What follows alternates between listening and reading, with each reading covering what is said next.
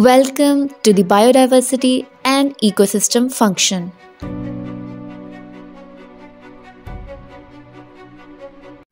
امریکہ کے میدانی علاقوں میں بائسن کے دو بڑے بڑے گروہ رہتے ہیں جن میں تھنڈر ہوف اور آئرنائٹ اپنے گروہوں کے درمیان ٹائٹنز کے طور پر ابھرتے ہیں۔ صدیوں سے ان کے متعلقہ ریوڑ انہی علاقوں کے چارے پر باہمی تعاون سے گزارا کر رہے ہیں، لیکن یہ باہمی بقا صرف ایک نازک توازن برقرار رکھتی ہے۔ ان چراگاہوں میں ان کو خوراک کی کمی کے علاوہ ان کے جانی دشمن سے بھی بچنا پڑتا ہے۔ بھیڑیے ان کے جانی دشمن ہیں اور اکثر اوقات ان کے بچوں کو اٹھا کر لے جاتے ہیں۔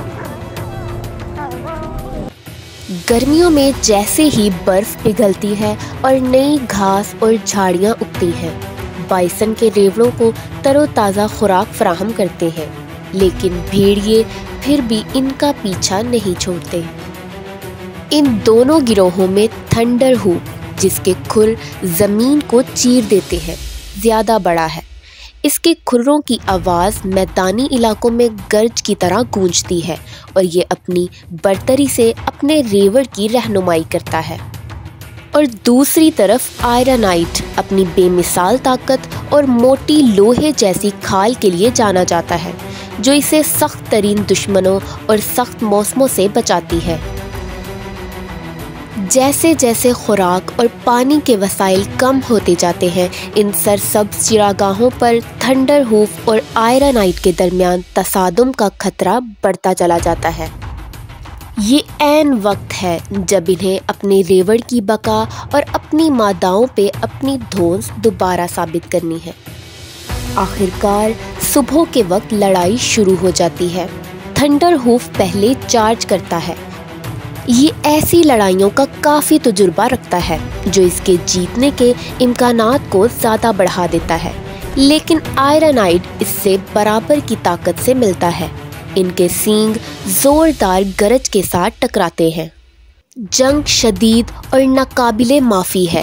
یہ طاقت، برداشت اور ارادے کا حقیقی امتحان ہے۔ وہ دونوں ایک دوسرے کو دھکیلتے ہیں۔ آئرنائٹ تھنڈر ہوف کے لڑکھڑانے کا فائدہ اٹھانے کی کوشش کرتا ہے۔ ان کے کھر زمین کو چیر رہے ہیں اور اپنے گہرے نشان چھوڑ رہے ہیں۔ یہ لڑائی 2 گھنٹے تک جاری رہتی ہے۔